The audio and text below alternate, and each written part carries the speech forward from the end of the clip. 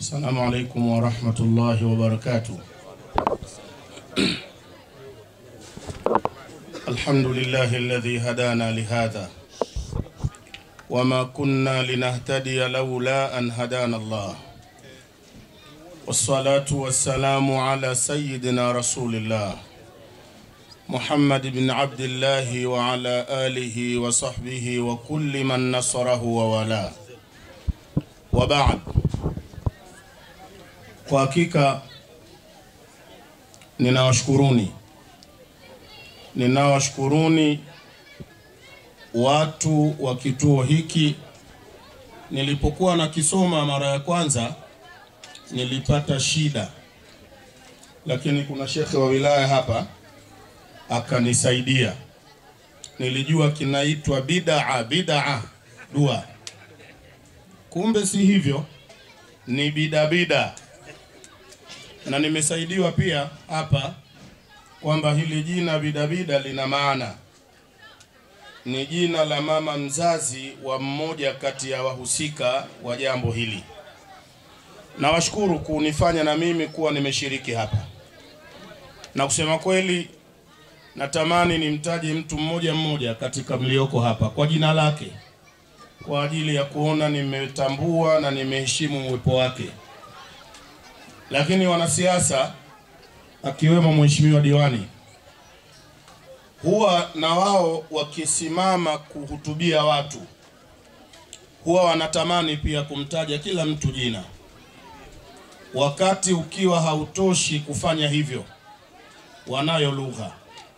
wana lugha yao wanaitumia, wanasema itifaki imezingatiwa.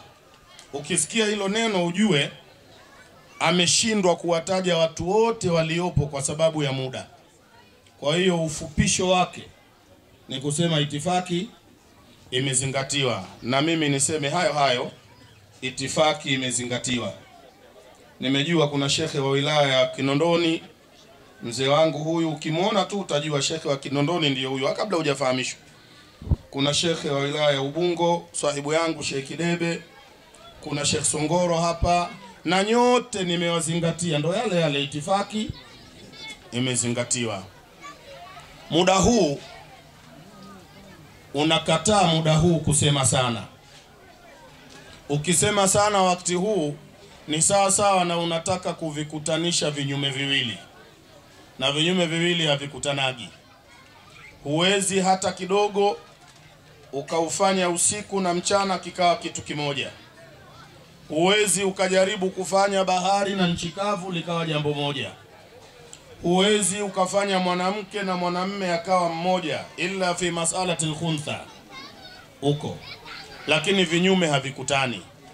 Saa hizi kama tutaamua kusema sana, ndio tunaamua tukutanishe vinyume viwili. Kinyume cha kwanza, binadamu akishiba sana anapata uzito wa kusikiliza vizuri, sawa na akiwa na njaa sana. Ukitaka usisikilizwe vizuri na kueleweka, uende ukawahutubie watu wenye njaa sana, mheshimiwa diwani, watakuwa wanakuangalia. Sasa unaweza ukadhani wamekuelewa, kumbe wallahi hawajakuelewa. Na ukitaka usieleweke, usubiri watu washibe kama hivi, na wengine wamekaa upande. Tasijui ni nini yake, binadamu akishiba ukaa upande. Alafu hapo tena uwahutubie watu, hawawezi kukuelewa. Hicho kinyume kimoja. Lakini cha pili, muda wa kuelekea kwenye swala za Isha na Tarawehe hauko mbali tena. Ni muda huu watu wakajiandae na Isha na hivi. Sasa hayo yanazuia kusema muda mrefu. La kwanza katika hayo machache ninayoyasema, na kiombea Mungu hichi kituo, Mwenyezi Mungu akinawirishe, akikuze, akihifadhi, akilinde, ili yaweze kufikiwa yaliyokusudiwa kwenye kuanzishwa kwake. Kila binadamu anayeanzisha jambo lake ana malengo, kuna mambo anakusudia. Sasa anatakiwa ayafikie malengo yake, na ikibidi ayapite. Ndiyo hiyo dua yangu, Mwenyezi Mungu ajalie kituo hichi malengo yote yalokusudiwa yafikiwe na yavukwe inshallah. hapa ni mahala wanasaidiwa kwa dua na malezi watoto yatima. Nimeelezwa hivyo. Na jambo kubwa sana alilosisitiza Mtume sallallahu alayhi wasallam ni watu kuangalia mayatima. Mtume kasema, ana wakafilul yatimi kahataini fil janna. Mimi na mtu anawalea yatima tutakaa majirani peponi. Ukianzisha mpango wa kuangalia mayatima kwenye shida zao, ujue unautafuta ujirani na Mtume Muhammad, uko peponi. Unataka jirani yako akawe mtume. Mnaonaje shughuri? Mnapata hisia gani kama mtume atakuwa jirani yako? Unajisikiaje? Hapa mtaani tu ikiwa jirani yako atakuwa mheshimiwa diwani, unajisikiaje? Hata kama hakupi hata 100, ni jirani yako tu diwani, basi unaonaje? Sasa kule peponi bwana Mtume Muhammad atakuwa jirani yako kama una tabia ya kuangalia yatima. Kwa hiyo hili ni jambo la kheri sana, la kheri sana. Lakini ajabu, kituo hichi leo kimewaangalia yatima, kimetuangalia na sisi tusokoa yatima. Hichi kituo cha ajabu kweli. Kumbe kinaangalia yatima na wengine si yatima. Tumekuja tizamwa hapa. Sasa hivi kila mtu hali yake nzuri. Naam. Mmemsikia Sheikh wa wilaya? Sheikh wa wilaya ananiambia hivi, hawa yatima lakini na sisi tulioko sote hapa baba zetu wamekufa kwa hiyo na sisi yatima. Mimi najua kama Sheikh wa wilaya kalenga kuwafurahisha. Kwa sababu Sheikh wa wilaya anajua umri wa yatima unapoishia. Kuna umri maalumu ukifika hapo mtu haitwi yatima tena. Na kama ikiwa hivyo basi dunia nzima kuna yatima watupu. Mahadha. Kwa hiyo kituo hichi kimeangalia yatima na wengine si yatima. Ni kituo cha kheri, alhamdulillah rabbil alamin. Nasaha yangu, ili ni 10 la pili la Ramadhani. Tumemaliza 10 la kwanza la mwezi wa Ramadhani. Kwa mpango uliowekwa wa 10 haya, na tukaelezwa 10 la kwanza rahma, na 10 thani maghfira, 10 al-akhir itqun minan nari. Maana yake kwenye 10 la kwanza kuna watu wamerehmewa na Mungu. Mwenyezi Mungu ajalie na sisi tuwe katika hao. Lisiwe limekwisha 10 la kwanza na hatukurehmewa. Tumeingia 10 la pili la kusamehewa. Hili 10 Mwenyezi Mungu atusamehe dhambi zote. Tusibakie na dhambi hata moja kwenye hili 10 la pili. Lakini kuna 10 linakuja linaitwa 10 la uhuru. Itqun minan nar. Ni 10 la uhuru. Hakuna kitu kitamu kwa mwanadamu kuliko uhuru wake. Hata ukapewa nini? Upewe vyakula vya aina zote, upewe majumba ya aina zote na magari ya dunia haya yote, lakini ukazuiwa si huru. Vile vitu vyote havina maana. Na mkitaka kunielewa, waulizeni watu waliowahi kuishi magerezani. Gerezani wanakaa watu kwa hakika ni binadamu wenzetu. Na Mwenyezi Mungu awasaidie inshallah watolewe magerezani waje kuishi huru. Mfungwa anakula lakini hali anavyotaka, na hali muda anaoutaka, na halali kwa wakati anaoutaka. Amepokonywa uhuru wake. Hiyo dhiki ya kunyimwa uhuru ndo dhiki kuliko vyote, kuliko vyote. Sasa 10 linalokuja ni 10 la kuwa sisi tuko huru. Anayetuacha huru 10 hilo ni Allah subhanahu wa ta'ala, na anatuacha huru na moto wa jahannam. Tunakuwa huru, hatuendi kuingia motoni 10 hilo. Mahadha, tujitahidini kumaliza hii Ramadhani vizuri. Innal umura tu'tabaru khawatimaha. Mambo yanazingatiwa mwisho. Ikiwa utafanya vizuri mwanzo, ukaanza kuharibu katikati, ukaharibu zaidi mwisho, huku mwanzo hakuna maana. Tutimize mambo ya mwezi huu vizuri zaidi mwisho. Kila mtu hapa hivi sasa aode kama Ramadhani ndio inaanza leo. Inaanza leo. Kwa sababu sasa hivi kuna watu washaanza kuregea. Kuna watu wameshaanza kukimbia tarawih. Na wanakimbia tarawih kwa kichochoro cha rakaa 8. Kuna na kichochoro kinaitwa 8 rakaati.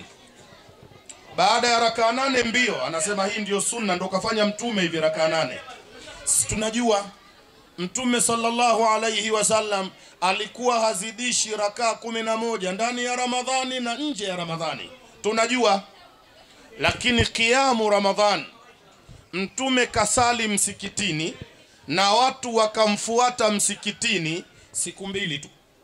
Aliswali siku ya kwanza, akaona watu wamemfuata, siku ya pili watu siku ya tatu hajarudi tena, na ndo hajarudi mpaka leo, maana hayupo.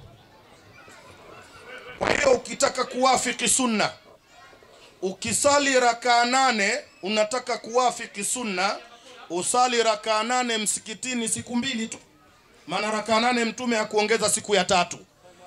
Usali rakaa 8 nyumbani, msikitini siku hizi. Na baada ya siku hizo mbili usirudi msikitini maadum tahaya. Ni siku mbili tu. Ukasali rakaa 8 nyumbani. Tunajua sisi jamani, wanaotoka msikitini rakaa 8 usiku wanaenda kwenye kheri, wengi wao wanakwenda kuchezea TV, wanakwenda kuchati na simu, wengine wanakwenda kukaa kwenye vigenge vya kahawa kusengenya wenzao. Yani mtu katoka msikitini anakwenda kusengenya watu, na Ramadhani hii, na Ramadhani kama hii. Alafu rakaa 8 za mtume tunazijua sisi.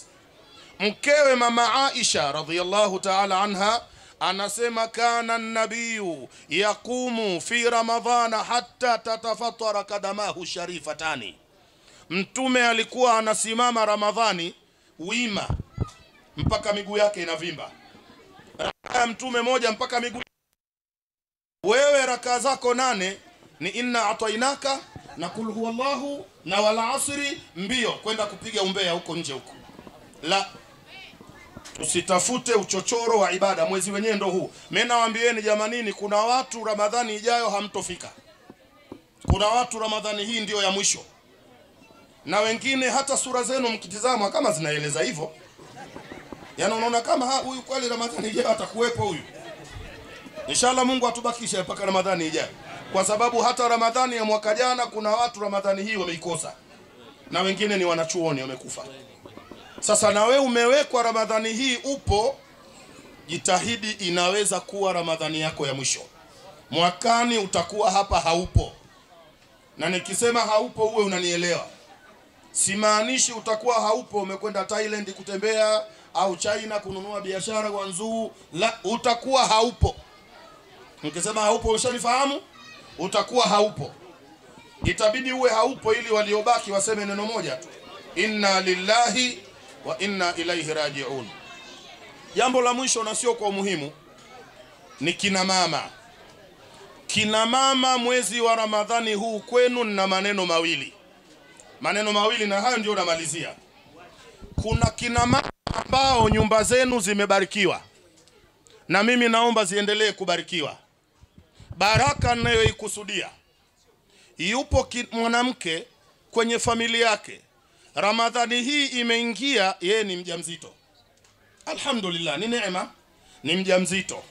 Sheria mruhusu mwanamke mjamzito ambaye ujauzito wake sheria imemruhusu asifunge.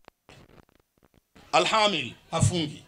Ikiwa dharar na mashaka ni kwake mwenyewe au kwa mtoto wa tumboni, anaruhusiwa asifunge. Kwa hiyo kuna mama mwaka huu hafungi kwa kuwa ni mjamzito. Alhamdulillah. Mwakani atakuwa ananyonyesha mtoto ambaye yuko kwenye tumbo mwaka huu. Ya Ramadhani ya mwakani itamkuta murdhia. Hii ya mwaka huu ni hamil, ijayo ni murdhia, ananyonyesha. Na hatofunga kwa sababu ananyonyesha. Na sheria imemruhusu kama anapata dhiki kwa kunyonyesha, anaruhusiwa asifunge. Sasa mwaka huu hajafunga, alikuwa ni mjamzito. Mwakani hatofunga kwa sababu ananyonyesha. Kwa kuwa nyumba ina baraka na Ramadhani ya mwaka kesho kutwa itamkuta ana mimba nyingine, hatofunga. Mwaka unaopata ananyonyesha, kazi ni mimba na kunyonyesha mimba, hafungi tena. Kuna wanawake wameagana na Ramadhani kwa sababu ya mimba na kunyonyesha. Msilete mzaha huo. Haya, wanawake wengine. Na hapa kwenye mambo ya mimba na kunyonyesha, nataka niwape bishara njema sana mama zangu hawa. Wanawake mmepewa kibali na Bwana Mtume Muhammad cha mambo 4 tu. Mkifanya mambo 4, mwanamke unasubiri kufa tu uingie peponi. Kinachokuzuia peponi kuingia ni kufa. Mtume kasema idha sallatil mar'atu khamsaha wa samat shahraha wa hafat farjaha wa ata'at zaujaha, limebaki nini? Dakhalatil janna. Mwanamke akiswali swala 5, mwanamke akifunga mwezi wa Ramadhani, mwanamke akijihifadhi, akahifadhi kama hivi mnavyoonekana hapa saizi, basi yawe ndio maisha haya hivi mlivyo sasa, ndio maisha yenyewe. Akahifadhi mwili wake, kamtii mumewe, kifo, akifa peponi moja kwa moja. Sasa ukiona we una hayo manne tu, alafu Ramadhani inakuja unaleta mzaha, mwaka jana una mimba, mwaka huu unanyonyesha, mwakani una mimba, mwaka ujao unanyonyesha, maana yake moja tu, hutaki pepo. Wewe unakuwa hutaki pepo.